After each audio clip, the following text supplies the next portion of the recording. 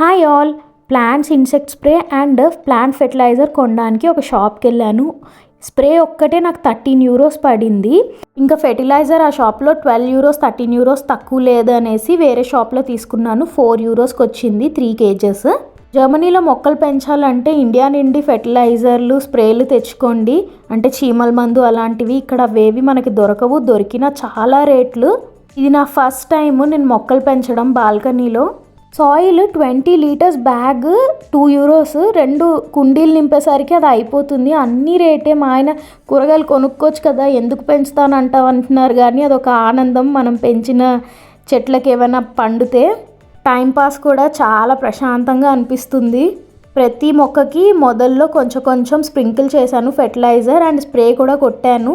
ఆల్ఫిడ్ అనే పురుగు, అది నేను గూగుల్లో సెర్చ్ చేశాను. చెట్టు మొత్తాన్ని తినేస్తుంది కొంచెం కొంచెంగా. వీడియో నచ్చితే లైక్ చేయండి.